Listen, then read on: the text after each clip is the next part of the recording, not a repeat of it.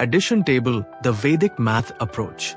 In our schools, there's generally no special technique for addition, subtraction, multiplication, and division. Some students use their fingers to count, but we should avoid counting on our fingers. Instead, calculations should be done internally using techniques provided by our ancestors. Here, we will start from the very basics to advanced techniques of Vedic maths. In any basic calculation, we use the 10 digits 0, 1, 2, 3, 4, 5, 6, 7, 8, 9. These 10-digit numbers are used for all calculations in mathematics. Please observe the addition table as shown here. In this addition table, we find 100 additions.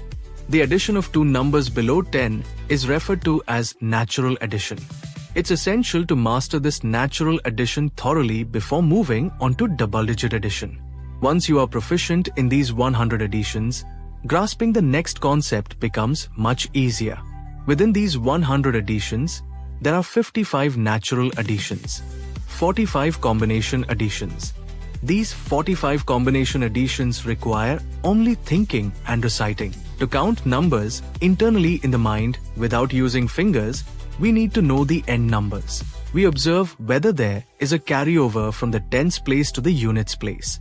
For instance, in 4 plus 3 equals 7, there's no carryover, so the end number is just 7. However, in 8 plus 4 equals 12, there's a carryover, so we remember only the end number, which is 2. Please refer to the addition table that we discussed before and become proficient with it. Once we are proficient in recognizing these patterns, we only need to remember the end number of the result. Kindly observe highlighted end numbers. Once we are proficient in recognizing these patterns, we only need to remember the end number of the result. Thanks for watching. Subscribe to support more content like this.